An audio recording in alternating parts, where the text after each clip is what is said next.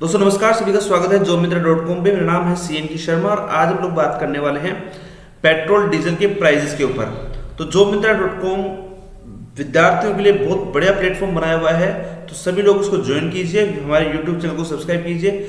आज के इस वीडियो में हम लोग बात करने वाले हैं कि जो पेट्रोल और डीजल के जो प्राइजेस हैं उनकी कैलकुलेशन कैसे होती है और कौन इसके लिए जिम्मेदार है। क्या सेंट्रल गवर्नमेंट इसके लिए जिम्मेदार है, क्या स्टेट गवर्नमेंट इसके लिए जिम्मेदार है, या इसके और भी कोई फैक्टर है, इंटरनेशनल प्राइसिंग वगैरह की फैक्टर हैं, तो क्या इसके लिए इंपॉर्टेंट है।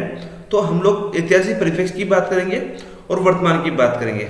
सबसे बड़ा फोकस हमारा आज की इस वीडियो में रहेगा कि कैलकुलेट कैसे करते हैं ये पेट्रोल का प्राइस जो 105 रुपये राजस्थान के गंगानगर में 107 रुपये जो पेट्रोल का प्राइस हो चुका, डीजल का प्राइस जो 100 रुपये हो चुका, तो वो कैलकुलेट कैसे होता है इसका कारण हम लोग समझेंगे।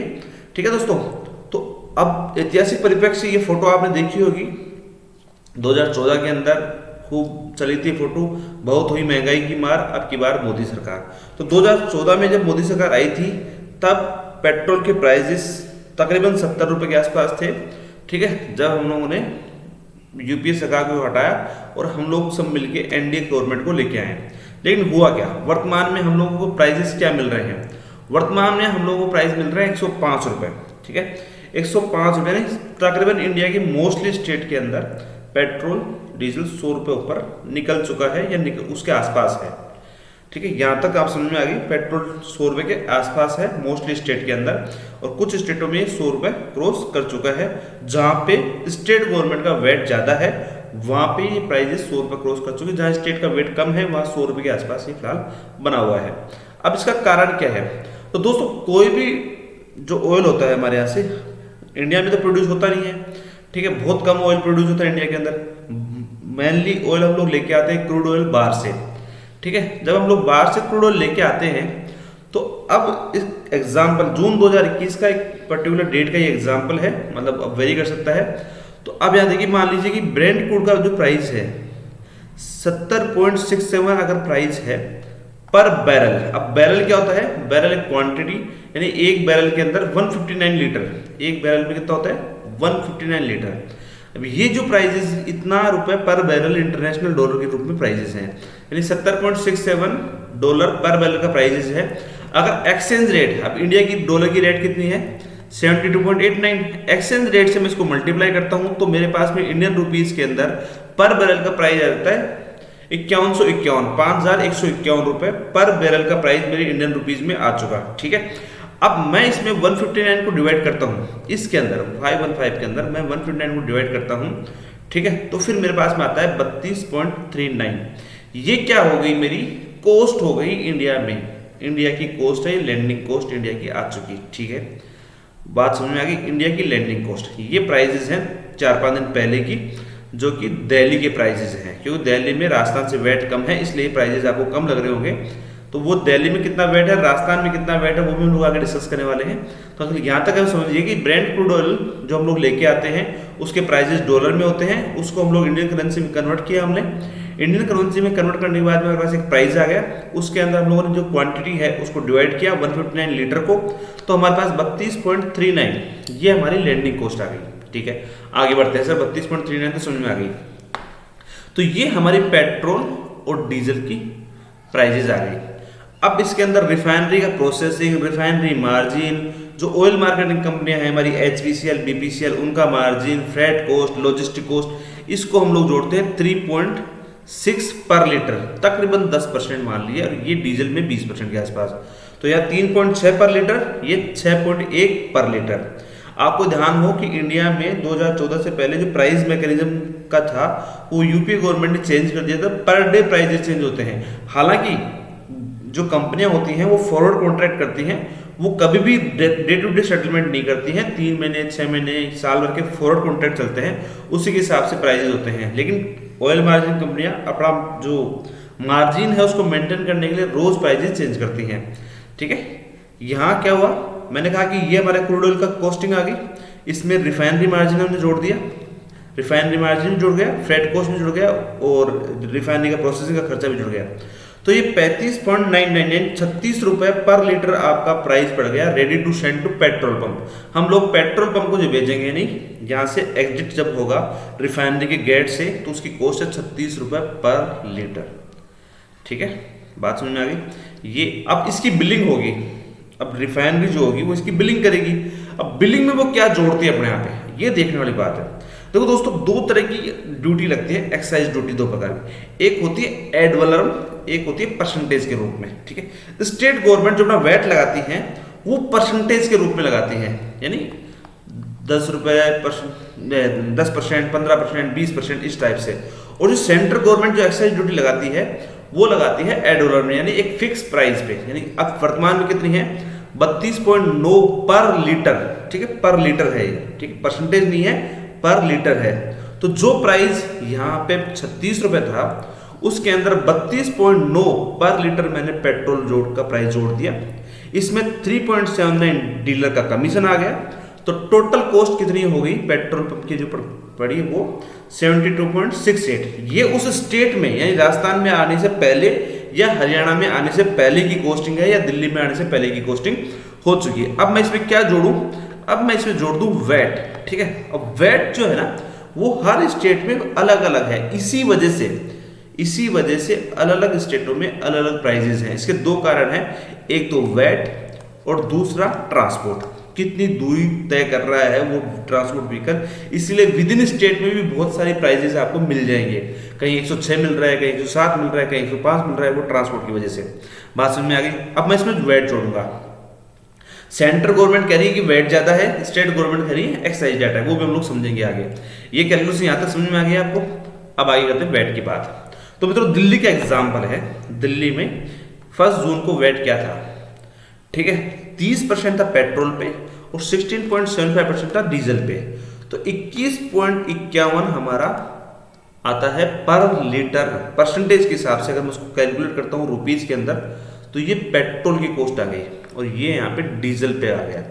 अब मैंने इसको जोड़ा तो ये प्राइस आ गए 94.49 पर लीटर। किस चीज का प्राइस आ गया, ये पर लीटर प्राइस आ गया। 1 जून का है ये, ठीक है। अब विद इन 2-2.5 रुपए और बढ़ चुके हैं पिछले 12-13 दिनों के अंदर, ठीक है। अब यहाँ भी ये डीजल का प्राइस आ गया। अब यहाँ तक आपको कैलकुलेशन समझ में आ गई कि पहले हम लोग बाहर से तेल लेके आए, क्रूड ऑयल बाहर से लेके आए, उसके अंदर रिफाइनरी ओएमसी का मार्जिन हमने जोड़ा, एक्साइज ड्यूटी हमने जोड़ी, फिर वैट हमने जोड़ा, ये बात ये कैलकुलेट हो गए, फिर ये फिगर हमारा निकल के आ गया। अब ये अलग अलग स्टेटों में अलग अलग वेरी करता है, ठीक है। हरियाणा में वैट कम है इसलिए तेल सस्ता है, राजस्थान में वैट ज्यादा है इसलिए तेल महंगा है। एक बात क्लियर है कि 2014 के बाद में स्टेटों ने वैट भी बढ़ाया है तो सेंट्रल गवर्नमेंट ने एक्साइज ड्यूटी बढ़ाई है, दोनों उसके लिए बराबर जिम्मेदार हैं। अकेला सेंट्रल गवर्नमेंट पे हम लोग कहेंगे वो जिम्मेदार है या अकेले स्टेट गवर्नमेंट के लिए कहें तो वो जिम्मेदार है, ऐसा नहीं है, दोनों जिम्मेदार हैं। और ये तब तक चलता रहेगा जब तक एक्साइज ड्यूटी, ये जो जीएसटी के अंदर वैट, इसको पेट्रोल और डीजल को नहीं डाला जाता तब तक यही रहेगा, ठीक है। अब बात करते हैं दोस्तों 2014 से लेके 2021 के बीच क्या क्या चेंज हुए, ये देखो यहाँ पे, ये मैं चेंज आपको समझाने की कोशिश कर रहा हूँ कि 2014 से लेके 2014 के अंदर पेट्रोल पे एक्साइज ड्यूटी 9 रुपए 20 पैसे पर लीटर थी, जो अभी कितनी है 32.9, यानी तकरीबन 22 रुपए यहाँ पे बढ़ चुके, 23 रुपए यहाँ पे बढ़ चुके हैं पर लीटर पे। ऐसे ही पेट्रोल 3.46 पर लीटर था 2014 के अंदर, जो भी 31.8 यानी 32 रुपए पर लीटर। इसके अंदर तो बहुत अच्छा खासा इजाफा, 28-29 रुपए का इजाफा पिछले 7 सालों के अंदर हो चुका है। वैट में भी अगर मैं दिल्ली वैट की बात करूं तो यहाँ 20% वैट था बेसिक प्राइस के बाद, और वर्तमान में कितना है 30%। और राजस्थान में तो ये और एडवांस है, तकरीबन 36% है पेट्रोल पे वैट, कितना 36%। यहाँ 12.5% था दिल्ली के अंदर, जो बढ़ के कितना हो गया 16.5%, और राजस्थान में कितना है ये तकरीबन 26%, ठीक है। तो हर स्टेट का अलग अलग, जैसे मैंने आपको बताया स्टेट में कोई कमजोर नहीं है, सब एक से एक सिपहले सालार यहाँ पे हैं।